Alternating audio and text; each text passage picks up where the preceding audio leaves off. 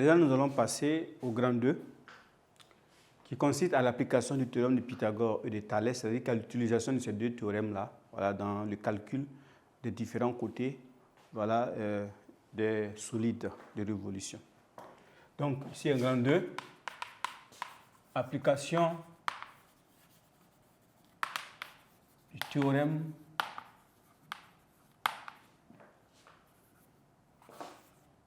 de Thalès et de Pythagore. Petit 1. Application théorème de Pythagore.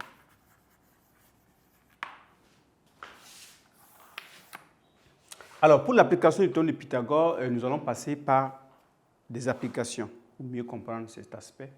Nous allons considérer ici une pyramide régulière, donc une pyramide dont la base a les mêmes côtés.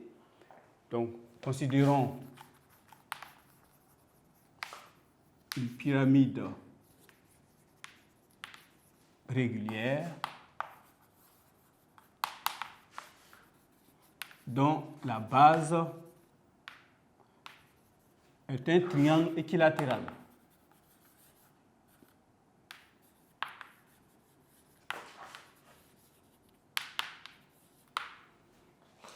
Donc ici, on va faire la représentation en perspective cavalière. Voilà. Donc là, nous avons, là, on peut, ok, voilà.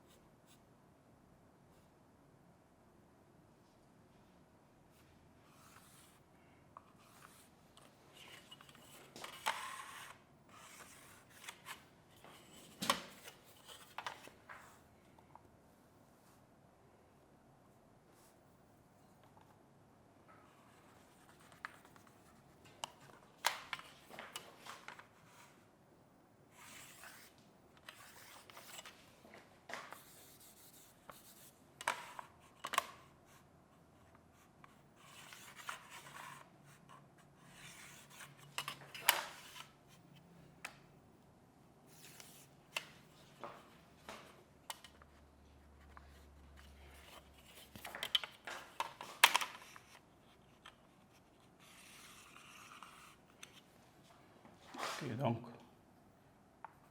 nous avons ça, à hauteur, et là,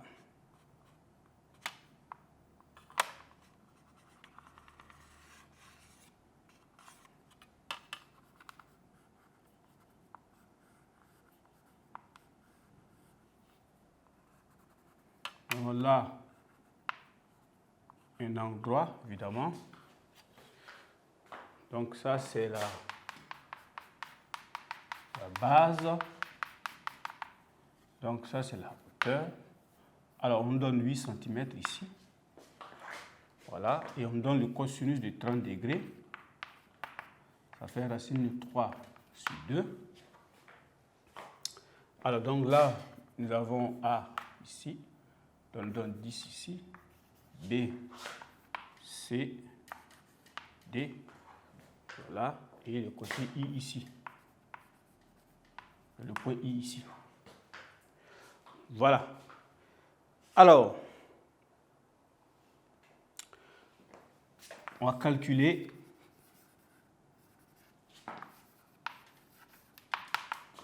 le côté IB et en utilisant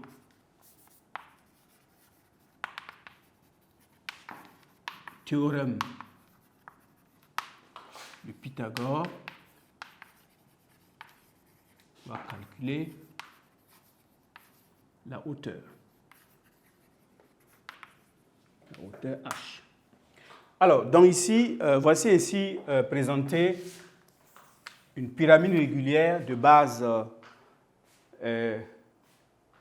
un triangle équilatéral. Alors, on nous demande de calculer le côté IB, IB ici, puis en utilisant le théorème de Pythagore, de calculer la hauteur H de la pyramide. Alors, donc ici, on nous donne ici la valeur du cosinus de 30 degrés, qui fait racine de 3 sur 2. Okay. Donc là, nous avons ça. Donc là, on va d'abord calculer le côté. Calculons le côté IB. Alors là, ici, nous voyons bien que pour calculer le côté IB, ici, le triangle I, on peut mettre ici un point J ici. Voilà.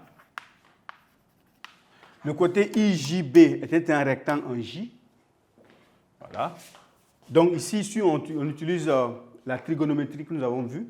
Donc IJB est rectangle en J. Donc, qu'est-ce qu'on a?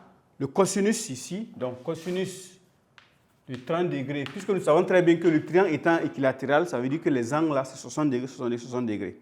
Donc là, or ici, ça c'est la bisectrice de l'angle, donc 60 degrés, donc ça fait 30 degrés.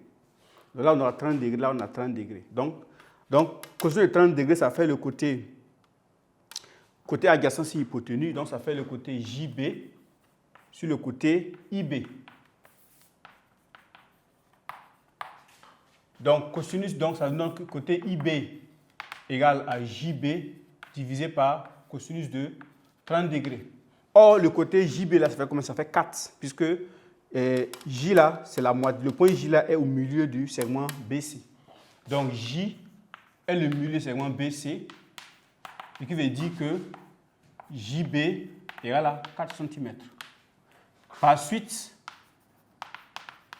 IB, ça fait 4 cm sur cosinus, ça fait racine de 3 sur 2. Donc IB, ça fait 8 sur racine de 3 cm. Donc, si on fait le conjugué ici, donc le conjugué ici va nous donner quoi? Multiplié en haut par racine de 3, en bas par racine de 3, ça fait 8 sur 3 racine de 3 cm. Donc le côté IB ici nous donne 8 sur 3 racine de 3. Maintenant, on va calculer maintenant le côté, la hauteur H en utilisant le théorème de Pythagore. Donc, calcul de H.